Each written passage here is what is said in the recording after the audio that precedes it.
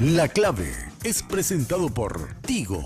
En Tigo, el centro sos vos. Tupiru Villá, 21 años llenando tu hogar de felicidad.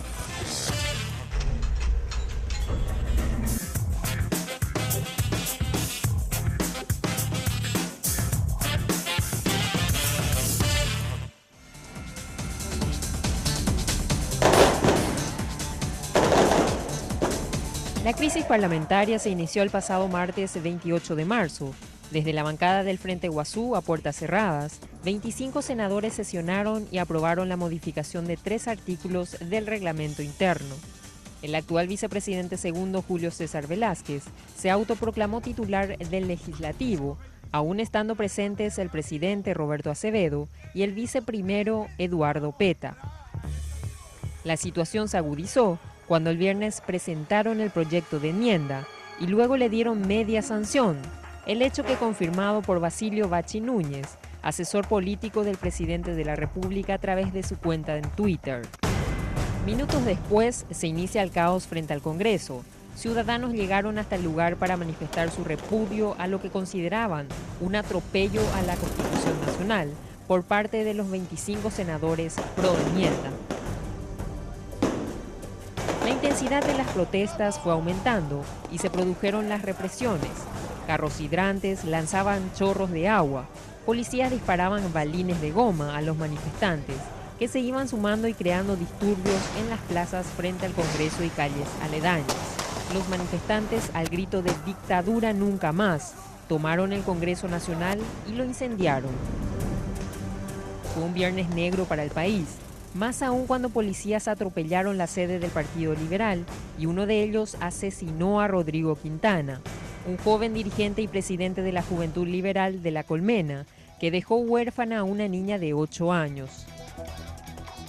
Tras lo ocurrido, el presidente Horacio Cartes convocó el domingo a una mesa de diálogo entre los presidentes de los partidos políticos, con representación parlamentaria de las 2 cámaras del Congreso y los representantes del Ejecutivo y la Conferencia Episcopal Paraguaya.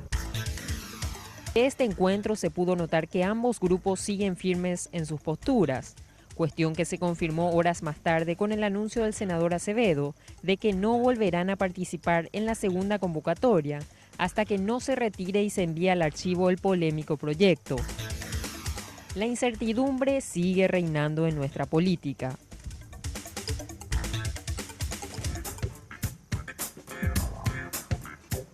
Buenas noches. Realmente los últimos acontecimientos son tan vertiginosos que vamos a basarnos en el de ayer, de mañana a las 9 de la mañana en el Seminario Metropolitano de Asunción. Vamos a compartir con 2 personas, 2 presidentes de partido que sí estuvieron en la reunión y con 2 presidentes de partido que no estuvieron en la reunión. Adolfo Ferreiro, ¿cómo estás? Buenas noches. Pero muy bien, un placer saludarte. Presidente de Avanza País. Así es, en realidad soy apoderado general de Avanza País. Nosotros no tenemos presidente. Factotum sería bien dicho, ¿no? Bueno, Rafael Filisola, presidente del PDP, ¿cómo estás? Bien, un gusto compartir contigo y con todos los amigos este encuentro. Germán Raslaf es presidente del Partido Encuentro Nacional. ¿Qué tal, Germán? ¿Cómo estás? Muy bien, buenas noches y a toda la audiencia. Efraín Alegre, presidente del Partido Liberal Radical Auténtico. ¿Cómo estás, Efraín? Buenas noches. Muy bien, Germán. Un placer compartir esta mesa. Bueno, quiero comenzar contigo, Efraín, porque acabo de ver en ABC Digital que hiciste una seria denuncia, muy seria, por cierto. ¿Es así? Sí. Respecto al caso de José Ortiz. Sí. Tenemos informaciones que nos están haciendo llegar de gente que el operativo fue ordenado por José Ortiz. El operativo del viernes. El operativo de atropello al Partido Liberal Radical Auténtico, donde murió Rodrigo Quintana. Donde no murió, donde se lo asesinó, se lo mató. Claro. Entraron a balazos. Demasiado cámara, demasiado video ahí. Sí. Ese es el problema hoy en día. No se pueden esconder los hechos, porque por cada hecho hay 10 celulares grabando. O sea, ¿cómo escondes eso? No puedes meter bajo la alfombra. ¿Y quién no tiene un celular inteligente en su bolsillo para sacar, activar y empezar a filmar? Concretamente la denuncia es, o la sospecha es sobre qué. ¿De qué le dio la orden? Tenemos información, estamos viendo cómo podemos concretar eso en el expediente, estamos analizando, pero sí tenemos gente que escuchó comunicaciones donde José Ortiz daba las instrucciones correspondientes. ¿Y las instrucciones eran en qué sentido? No, instrucciones de atropellar al partido. No tenemos los detalles, ¿verdad? Obviamente, No. pero de que él tenía la comunicación con la gente que estaban operando. Pero digo, no era la gente que estaba reprimiendo en todo. Porque en No, un no, momento la dado. gente, la comunicación con la gente que estaba en el partido. En el partido. Sí, Específicamente en el partido. así mismo. Y ustedes van a presentar una denuncia de eso. Estamos trabajando, estamos investigando. Imagínate, Gemavi, como decías recién, gracias a Dios, habían cámaras en el partido. Si esas cámaras no estaban, estábamos hoy todos presos. Nosotros estábamos todos presos por el crimen a Rodrigo. Íbamos a ser nosotros los responsables de la muerte.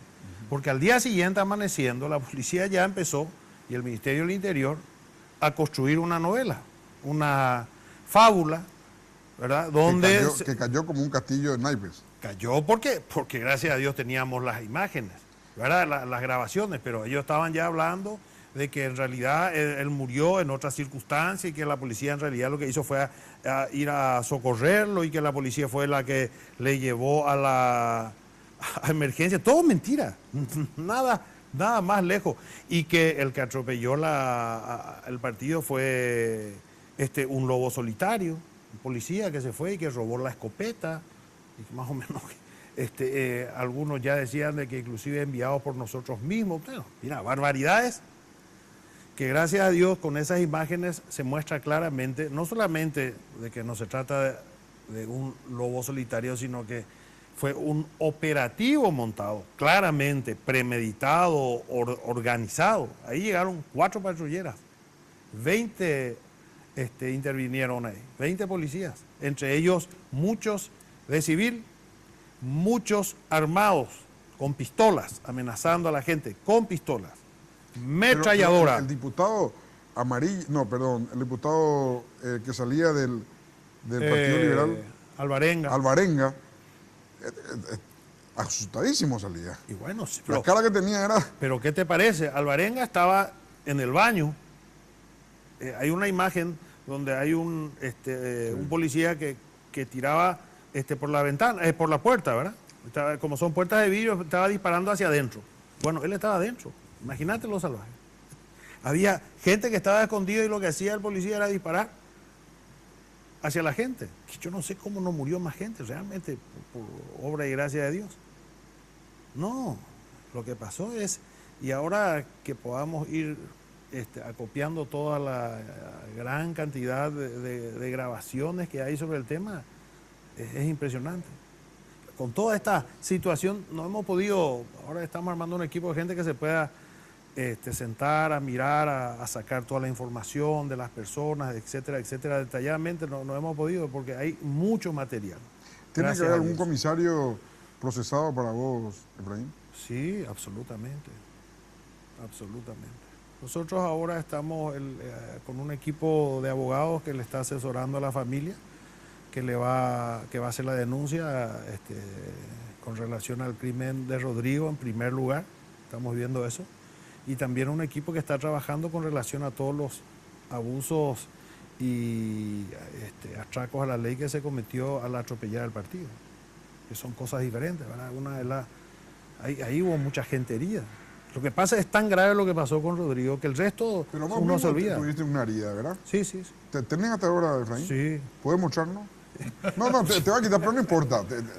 Todo el mundo te dio por las imágenes. Tengo, Te digo, están hasta ahora las heridas en tu por cuerpo. supuesto, digo. yo tengo Eso fue con balines de goma. Sí, tenía tres balines que me sacaron. Ten cuidado, no estamos violando. Está tapado esto. No, está... Espera, pues, Efraín. Estamos violando la ley de protección del No, menor en horario de todavía, no se fue nada. Mira que en cualquier momento lo procesan. Yo lo que exijo es que los demás también se saquen la camisa.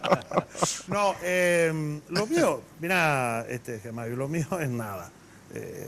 Algunos puntos que me pusieron acá, pero es nada para lo que le pasó a Edgar Acosta. Edgar Acosta le destruyeron la boca, está en este momento en el Brasil. Va a tener que, va a requerir por lo menos 3 cirugías de reconstrucción. Tiene totalmente destruida. Hay gente que perdió la mitad de la oreja, hay gente que perdió el ojo. Dos perdieron el ojo.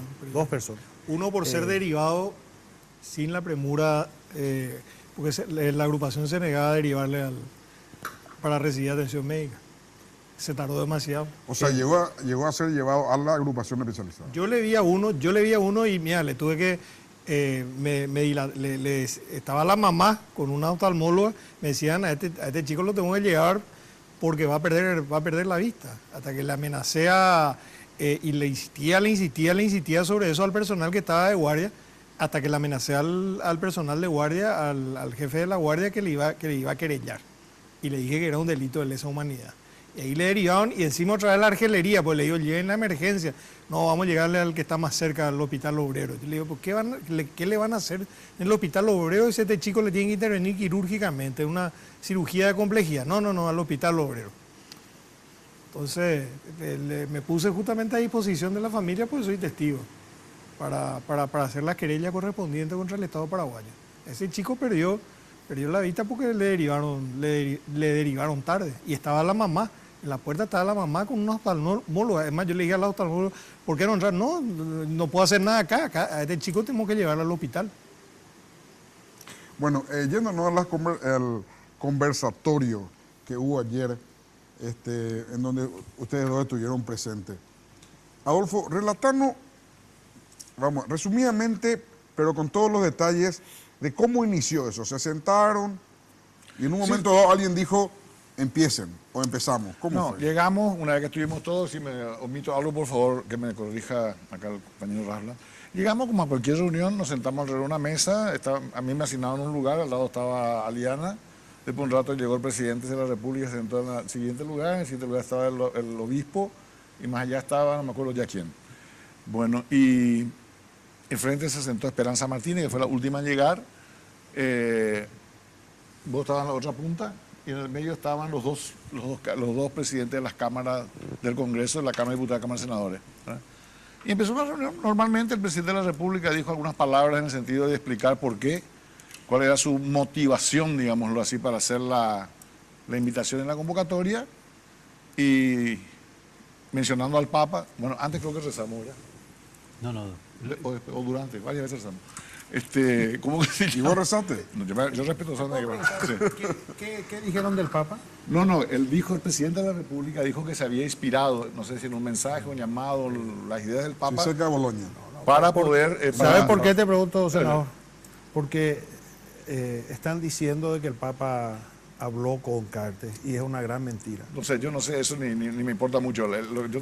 Que quisieron instalar un poco esa idea de que... Pero a mí no me cae duda. Los niveles de mentira nomás. Sí, no, pero yo creo que algo hubo. No sé si el Papa... No, yo hablé con el monseñor Ariotti y después le iba a contar. Bueno. No llegó a hablar, pero hubo carta de por medio. No sé lo que hubo, pero no habló personalmente. Pero yo creo que alguna intervención internacional está teniendo esto porque no se está cumpliendo aquello que decía el gobierno. No, a nadie le va a preocupar lo que hacemos acá y nuestro prestigio internacional es muy sólido, etcétera. Evidentemente eso no está siendo así. La repercusión que tiene todo esto a nivel de organismos internacionales, de asociaciones políticas internacionales, de prensa, ya no permite suponer que esto va a pasar así nomás, ¿no? De hecho, en la última reunión de la OEA, los dos temas de los cuales, los dos países que se nombraron específicamente son Venezuela y Paraguay, bueno, como países con problemas institucionales. Bueno, entonces nos reunimos ahí y tal vez no te cuente exactamente el orden, ¿verdad? Pero se resolvió, lo primero que me parece importante que se resolvió fue, bueno, ¿quién es el coordinador ¿cómo se llama eso? Bueno, el coordinador de la reunión, el mediador, por así decirlo. Le dijimos al presidente de la República, él no podía hacerlo, porque es parte del conflicto, él no tenía una actitud neutral, él entendió eso y elegimos al monseñor. ¿Lo Monseñor hizo dijimos que sea el monseñor el que se encargue de esto. Después, no sé si antes o después, pero en algún momento dado cada partido y cada presente hizo la exposición de sus reclamos básicos, ¿verdad? Sus planteamientos, algunos más cortos, otros más largos. Los que están con la enmienda dijeron que están con la enmienda, que es lo mejor que se puede hacer, que todo es legal y es muy lindo. Y lo que estamos en contra dijimos todo lo contrario, que es el punto de partida. Después se empezaron a dar problemas concretos y el presidente de la Cámara de Diputados, adelantándose a una preocupación que existe, tomó el compromiso formal de que en la Cámara de Diputados no se trataría el tema de la enmienda mientras esté la mesa funcionando. El presidente Cartes dijo que no tenía problema en cuánto tiempo durara, que asistiría a todas las reuniones, dijo esa palabra hasta que se me seque la garganta, algo así dijo, pero porque se habló un poco de la disposición de tiempo de las personas más ocupadas de ahí. Y él dijo, yo no tengo problema, mañana, el día que ustedes quieran, la hora que se quiera, yo vengo a la sesión. Bueno, perfecto. No tiene problema de tiempo. Por eso. Le sobra el tiempo. Bueno, y entonces ocurrió que después el presidente de la Cámara de Diputados nos planteamos el problema del Senado. Eso yo lo planteé, ya que había un compromiso para, digamos, con la Cámara de Diputados, bueno, que en el Senado, mientras durara el diálogo, pusiéramos a funcionar la Cámara de Senadores, que está paralizada hace ya un buen tiempo, porque de hecho no se hace quórum y hoy no se hizo de vuelta.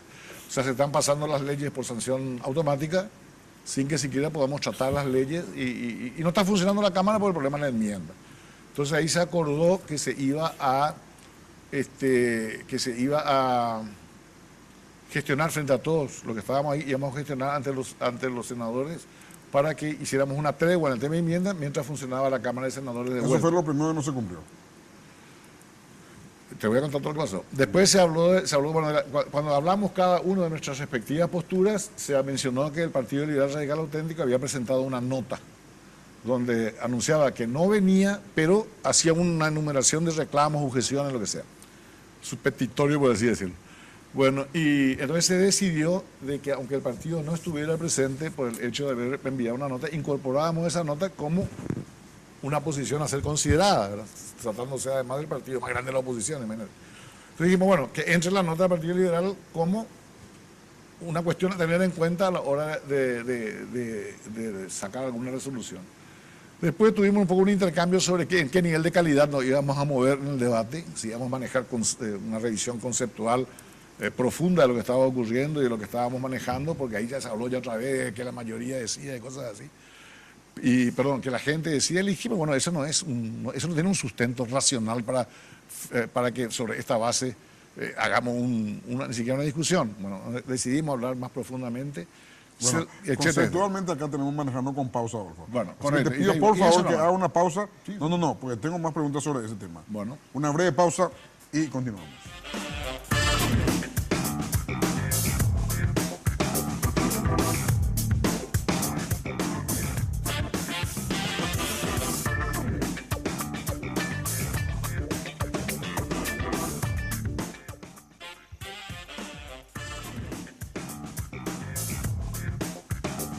¿Cuántos minutos, vale? Adolfo, seguí, por favor. Bueno, y terminando eso, después a propuesta nuestra, yo dije y se aceptó que se le invitara al presidente Lugo, porque todo este bochinche que tenemos tiene dos grandes protagonistas personales, Lugo y Cartes, ¿no? Y que sería bueno que estuviera ahí porque si es que algún compromiso salía de esa o alguna resolución importante salía de esa reunión, después corríamos el riesgo de quien no estuvo ahí y dijera, bueno, pues yo no estuve, yo no sé, no me contaron, yo no soy lo de partidos que se llevó ahí, cosas de esas. Entonces dijimos que sería bueno invitarlo al presidente Lugo que venga ahí así como está el presidente Cartes, porque el presidente Cartes no está ahí como presidente de la República. Pues este conflicto es un conflicto político de fuerzas políticas que están en confrontación, por eso justamente se le pidió al monseñor que fuera el que coordinara y que el presidente actuara ahí como uno más.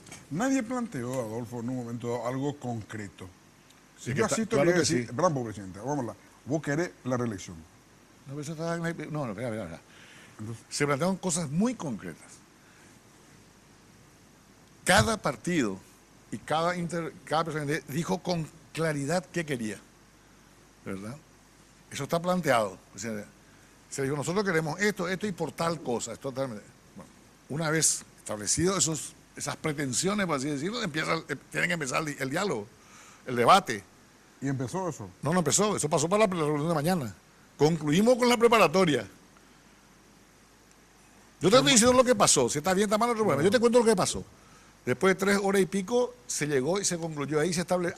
Porque hubo una cosa importante, el obispo propuso que nos reuniéramos de vuelta recién después de Semana Santa.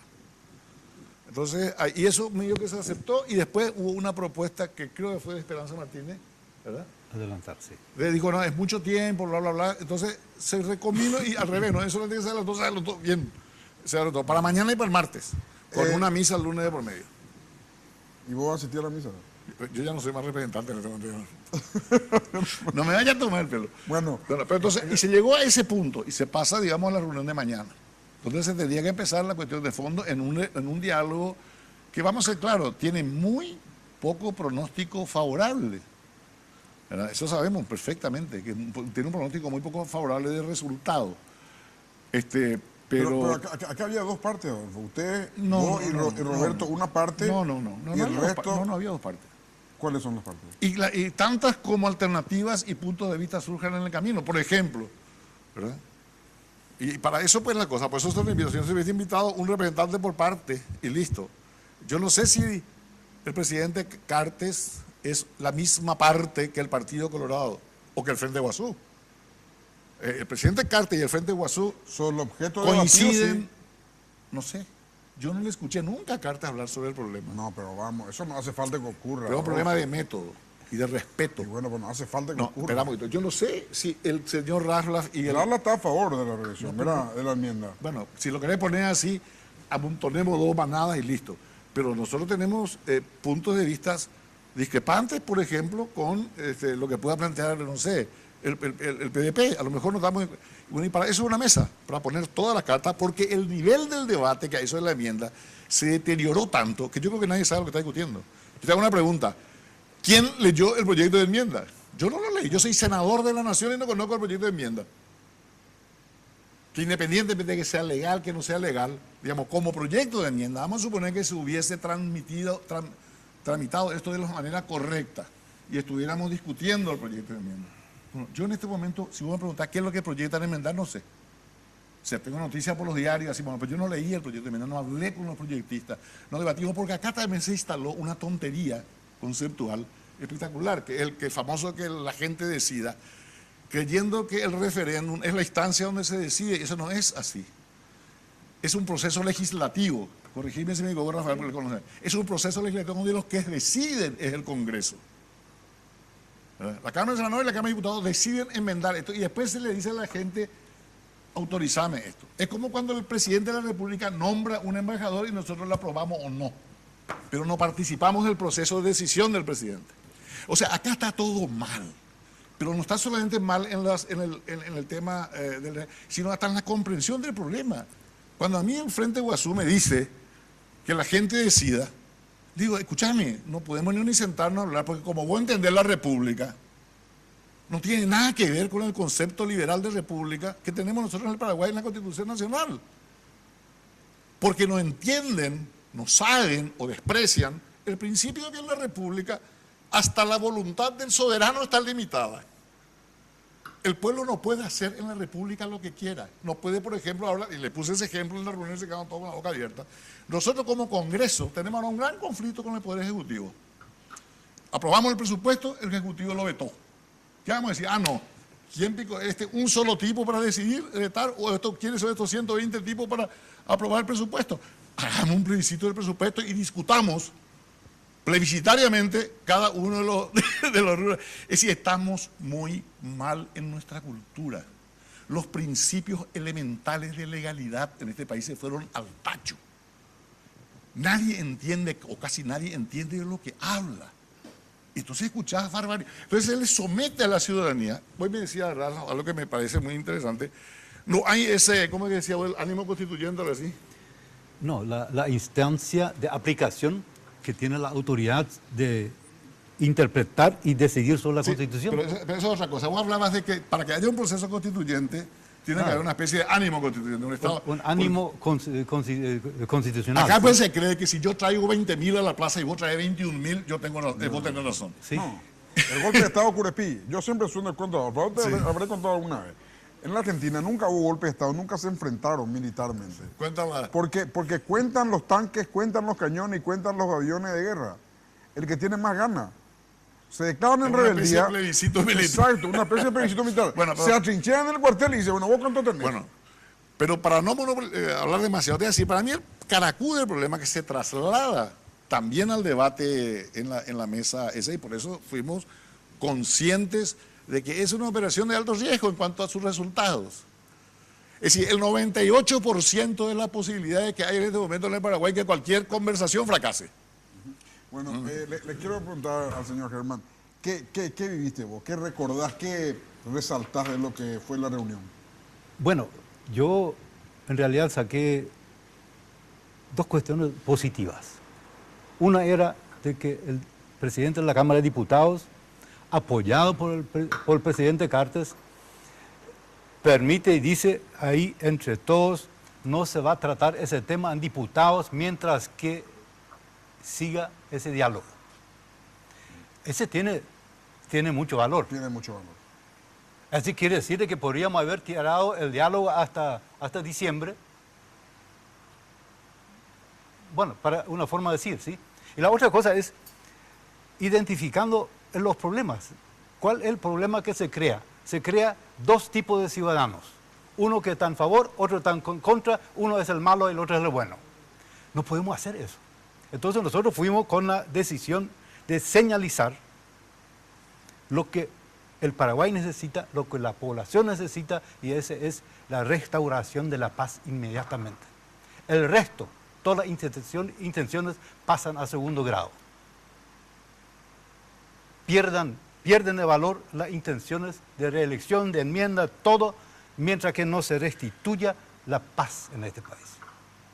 Ese era nuestro planteamiento en esa reunión. Y hoy yo creo que podemos ir inclusive un poquito más lejos y citar al doctor Mendonca cuando él habla de lo que hoy decimos, de que para cambiar la Constitución tiene que haber en todos los casos un ambiente constitucional.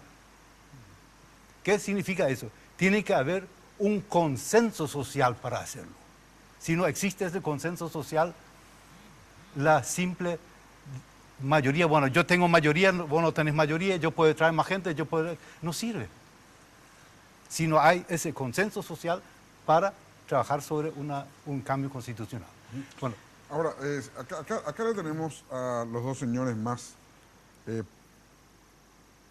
extremistas. ¿Le puedo llamar extremistas? ¿Lo extrañamos? No. Ustedes están decididos a frenar la enmienda en extremo. No tienen punto medio, ¿verdad? Extremista es lo que lleva la decisión o la convicción al extremo. No hay más allá. Voy a poner de otra manera. Para mí, lo que se está produciendo en Paraguay lo que se produjo es un golpe que generó un quiebre institucional. Por la violación de la Constitución en diferentes normas, al extremo que se fueron y se reunieron en una bancada y aprobaron un proyecto de enmienda constitucional. Paralelamente a eso tenemos la construcción de una dictadura. Cartes está construyendo una dictadura. O sea, por eso atropellan un partido político y matan a la gente. Por eso cuando un pequeño grupo de manifestantes vamos a protestar frente al Congreso nos disparan a la cara. Digo, a mí no me acertaron, pero nos dispararon a la cara. Todos los heridos de ese primer momento tienen heridas en la cabeza, que va contra todo protocolo. En mi administración se aprobó el protocolo sobre el uso de la fuerza, así que yo puedo decir eso con propiedad. Jamás, en primer lugar, se desaconseja no usar balines. En segundo lugar, jamás a menos de 15 metros, jamás. Y en segundo lugar, nunca por encima de las piernas. Nunca por encima de las piernas, balines, o sea, eso está escrito, está aprobado, dejamos aprobado en mi administración. Entonces, esa es la construcción de una democracia. Entran a un partido político de noche, sin orden judicial, armados con armas largas. Estábamos mirando, ayer dispararon una ráfaga ametralladora probable, estaban con una ametralladora. ¿Vos sabías que estaban con una ametralladora en el Partido Liberal? Y aparte al principio dijeron que era una sola escopeta. Los de civil, que son los de investigaciones, esos estaban con pistolas y revólveres. O sea, yo estoy más preocupado, no tan preocupado por lo que pasó. Por supuesto, lo que pasó a mí me alarma. Cuando a mí me avisaron que estaba ocurriendo eso en el Partido Liberal, era como si me dijesen, vino Godzilla y está atacando la ciudad. Yo decía, pero No puede ser, o sea, realmente no me entraba en mi cabeza, tardé unos segundos en reaccionar. Pero más me preocupa que la sociedad, bueno, ahora están empezando a dimensionar lo grave de lo que ocurrió esa noche del viernes. Vos sabías que en la noche, y con estas imágenes, puedo decir, murió Rodrigo, le asesinaron a Rodrigo, pero después le tuvieron encañonados a diputados, a jóvenes. Por milagro no murió más gente, hubo más heridos dentro de la sede del Partido Liberal. Salieron a cazar gente. A la medianoche salieron a cazar gente. Cuando yo llegué a la agrupación especializada, que no me dejaban entrar a pesar de que exhibí mi carnet de abogado, me fui como abogado, no como político, no nos dejaban entrar. Nos tuvimos que poner, unos cuantos abogados que estábamos ahí, nos tuvimos que poner frente al portón y dijimos, este portón no se abre, no entra ni sale nadie del portón de la agrupación hasta que nos dejen entrar. Y al final nos dejaron entrar. Los testimonios, había 211, después supimos que eran 211. Les robaron sus pertenencias, había malheridos, se negaban a derivarle a los malheridos a los hospitales. Mi esposa fue a acompañar a Rodrigo sin saber todavía, fue para el tema de la atención a Rodrigo sin saber que ya estaba muerto, ¿verdad? Había muchísimos heridos y había comisarios que querían llevarle preso a los heridos que estaban en emergencias médicas. Y los médicos no estaban a cargo, emergencias médicas estaban llenos de policía. Quiero hablar, pero ¿qué van a hacer ante esa brutalidad? Porque con el tema de la enmienda ya está en marcha la lucha de ustedes. Y mira, tenemos que hacer una pausa, Rafael, discúlpame, tenemos que hacer una pausa, me están pidiendo hace 2 minutos. Pero la pregunta que les dejo es, ¿qué van a hacer ante esa brutalidad? El presidente del Senado y del Congreso, caminando entre 6 y 7 personas pacíficamente, parecía que se iba a jugar bolita, es atacado por el carro de delante asquerosamente. O sea, ¿qué van a hacer con eso? Ni siquiera ya hablemos de la enmienda. Eso, que es concreto y vio el mundo. Ayer me entrevistaba Radio Nacional de España y me preguntaban eso a mí. Y el encubrimiento. Se está encubriendo porque hay altos jefes militares y personalidades políticas y con toda seguridad José Ortiz, como dice Efraín, bueno, detrás de eso. Pero tenemos que hacer una pausa, Rafael, pero les dejo esa, a la vuelta de la pausa hablamos sobre eso.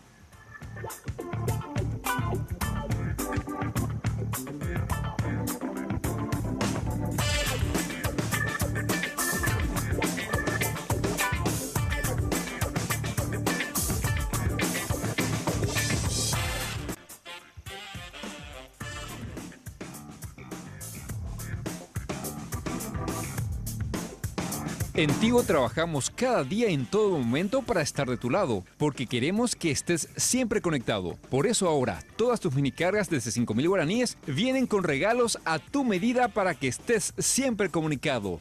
En Tigo trabajamos para estar de tu lado, porque en Tigo el centro sos vos.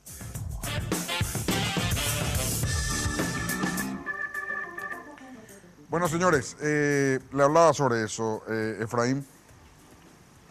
¿Qué van a hacer? O sea, me decía una persona, la otra vez estando en una ronda de amigos, me decía, todo el mundo sabe que yo soy colorado, ¿verdad? Aunque 17 años hace que estoy en el periodismo y no milito absolutamente en el Partido Colorado.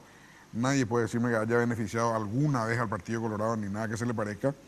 Pero me decía esta persona, ¿qué pasa si las fuerzas policiales en un gobierno opositor entra en el local de la Junta de Gobierno y mata a un colorado? Y yo le dije, realmente no me detuve a pensar, pero creo que va a haber un desastre. La revolución del 47, no sé, no hay algo parecido, ¿verdad? Porque eso fue muy fuerte, pero digo, la reacción va a ser virulenta. Yo me preguntaba, y ahora te pregunto directamente, Efraín, yo era Robert Acevedo, me sentaba enfrente al presidente, golpeaba la muerza y le decía, explícame por qué le mataste a uno de nuestro partido, presidente. ¿Por qué entraste ahí? ¿Qué pasó? ¿Qué le va a hacer a los tipos que ordenaron? Digo yo haría eso. Hubiese hecho eso si era Robert Acevedo. ¿Ustedes qué van a hacer sobre todo eso, Efraín? Bueno, yo entiendo que algo parecido es lo que el mensaje que llevó Robert, ¿verdad? No conozco puntualmente porque es un tema de ámbito del Congreso, pero entiendo que entre otras cosas, eso es alguna cosa así se planteó. Ahora, yo te digo en primer lugar, Gemay, porque mira que hace tiempo estamos hablando de la situación política a partir de este hecho. Y una de las cosas que a nosotros siempre nos dijeron es que éramos un poco exagerados. Cuando hablamos que dictadura nunca más, que no queremos, que vamos a pelear y vamos a resistir una dictadura en el Paraguay, que esto es un proyecto autoritario, que acá lo que se está construyendo es una nueva dictadura. Y nos trataron alguna gente de exagerado, de que estábamos sobredimensionando, que era una discusión más política. Bueno, yo creo que lo que en primer lugar yo te diría, esto que es lo que nos muestra, es que efectivamente acá estamos ante la construcción de un proyecto autoritario dictatorial, categóricamente. Ya nadie nos puede decir, che, espera un poquitito, estás exagerando un poco. No, porque no es solamente la muerte de Rodrigo Quintana, que ya es mucho decir, ¿verdad? Es trágico lo que pasó, pero si fuera un hecho aislado uno podría decir, bueno, que es lo que intentó en algún momento la policía, no, este es un lobo solitario que se escapó, robó la escopeta, robó el uniforme, se fue y mató. Se metió en un pelotón y nadie se dio Sí, cuenta. una Ninguno serie se dio cuenta que había un colado en el pelotón. de cosas como esas, pero no. El caso que ayer fuimos a denunciar, le acompañamos a Rojas, Roberto Rojas, apoderado del Partido Liberal, que es el que habrás visto en las redes sociales, se lo toma en una estación de servicio. ¿Por qué? Porque había grabado él cómo se estaban golpeando a la gente, a los manifestantes, la actuación policial, ¿verdad? Con una brutalidad. Y se van y lo toman atropellando porque estaba cerrado, propiedad privada, o sea, abusando de... ¿Cuál es el delito que él cometió? Estaban cenando y grabando la actuación policial. Bueno, pero no termina ahí. Lo llevan sano durante todo el trayecto. Fue brutalmente golpeado, a patadas, a trompadas, y un poco antes de... ¿A dónde lo llevaron? A la... Creo que le llevaron a una comisaría y después a la agrupación. A la agrupación. Sí. Cuenta él, 2 cuadras antes de la agrupación, para la camioneta. Dice, pero vamos a arreglarle bien ya las cuentas antes de llegar. Y pararon para volver a golpearle, a palearle ahí, brutalmente. Le rompieron la cara y chao, él mató. Salvaje. Esa es la actuación. Por eso yo digo que hay una orden, lo que decía Rafael. A todos les disparaban a la cara. Si vos mirás los heridos, la inmensa mayoría tiene una herida acá en la cara, otro le sacó un pedazo de la nariz, otro le sacó un pedazo de la oreja, otro perdió el ojo. La frente. O sea, evidentemente no le dijeron tiran a la pierna, porque no tenemos un solo herido que tenga un balín en la rodilla, no, ni uno no tenemos. ¿Y qué van a hacer, Efraín? Y bueno, creo que lo que se hace en estos casos, en primer lugar, defenderla, que es lo que estamos haciendo, Germavi, defender en todos los escenarios posibles la vigencia de la Constitución. Lo único es que ¿de qué se trata la dictadura? De estar por encima de la ley y la Constitución. Lo que estamos haciendo es precisamente defender la vigencia de la ley, la vigencia de la Constitución. ¿Cómo lo vamos a hacer? Con todas las formas posibles. Hemos llegado a la OEA antes de ayer. Estamos hablando, llevando, agregando todos los hechos de tal manera a que podamos tener también una presencia internacional para que se puedan percatar de lo que está aconteciendo en el Paraguay. Vamos a movilizarnos, mañana hay un paro, hay un paro nacional. Pero, Efraín, el Partido Colorado se iba a movilizar, el lunes. Sí. Creo que suspendió la movilización. Sí. El Frente Guazú se moviliza el sábado. Creo que se movilizan. Así parece. Ahora, lo que yo le quiero preguntar a Adolfo Bozo, un viejo ducho en todos estos líderes, en el tema de Stroessner y compañía, es decir, ni en la época de Stroessner no se asaltó un partido como se asaltó esta vez.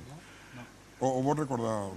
En primer lugar, porque me se trata de viejo, lo que no sé. No. Ah, bueno. No, viejo. Ahora seguimos hablando. Somos colegas. Por mucho. No, yo aquí me decía un viejo bolche, porque todo el mundo le falta ahora. Ahora pues estamos resucitando todos los estigmas históricos. No, yo creo que lo que dijo acá Efraín es cierto. Todo lo que se puede hacer en términos de resistencia, confrontación, protesta, etc. Pero ¿Cuál es la diferencia con el 3 de febrero?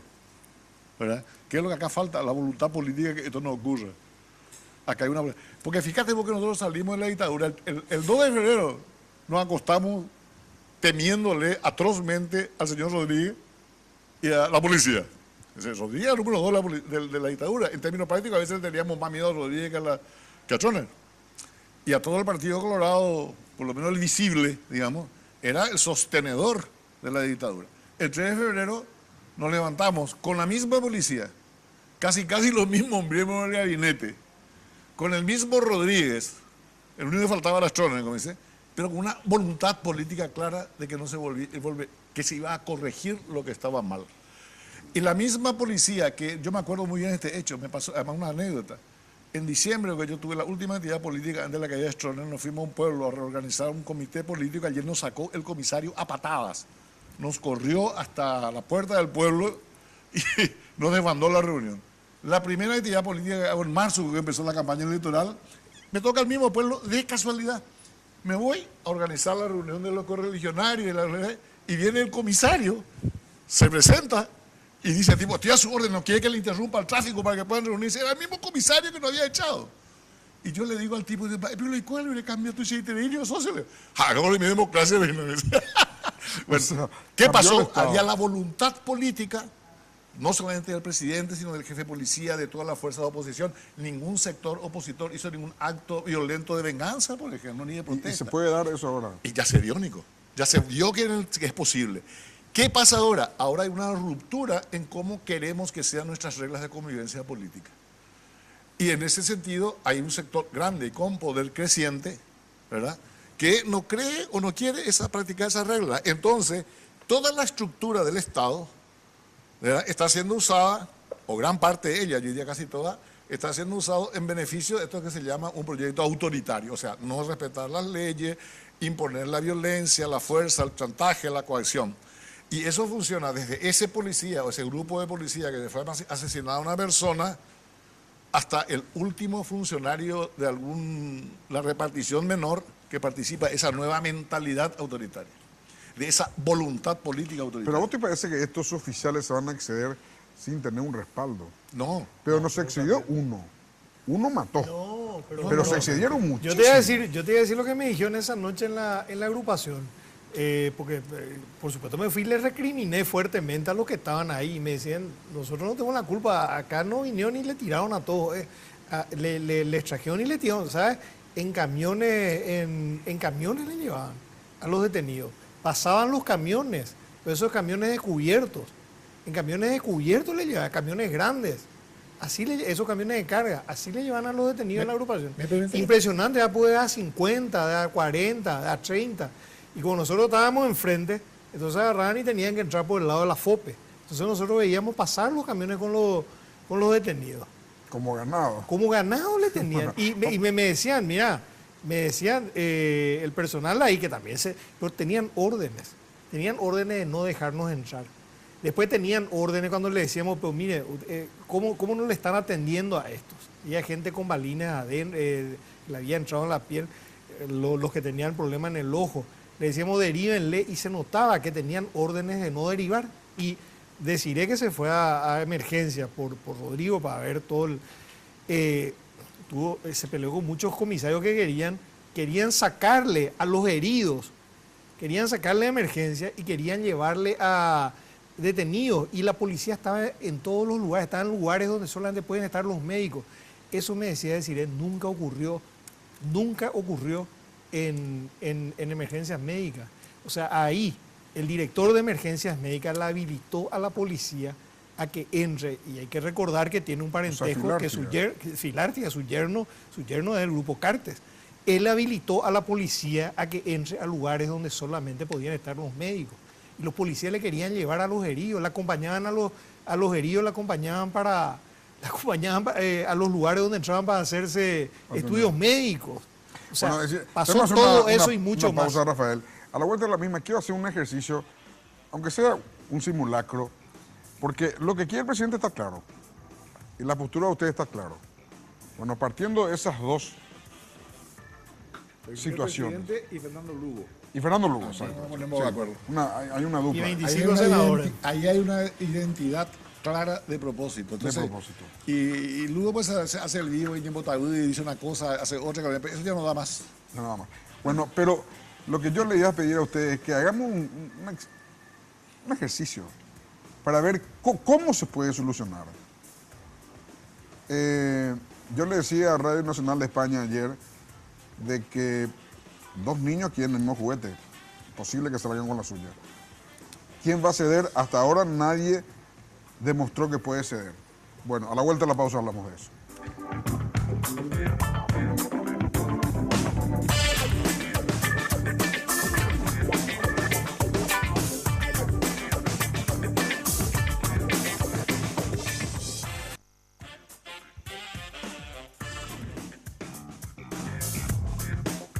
Tupiru Villa, una organización entrenada para satisfacer las expectativas de los clientes, desarrollando un trabajo de compleja ingeniería y evolucionando constantemente gracias a la preferencia de la gente. Un gran equipo que trabaja día a día para hacer realidad tus sueños. Un fenómeno en Paraguay. Tupiru Villa, 21 años llenando tu hogar de felicidad.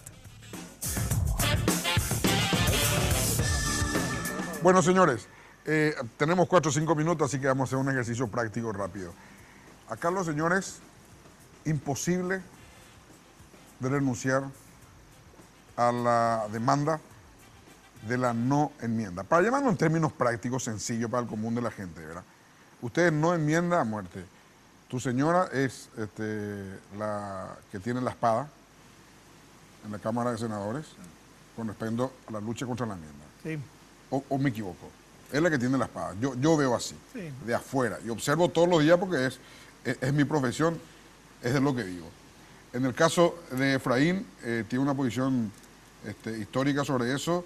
Los liberales que responden a su sector están 100% y son los más convencidos y radicalizados sobre el tema.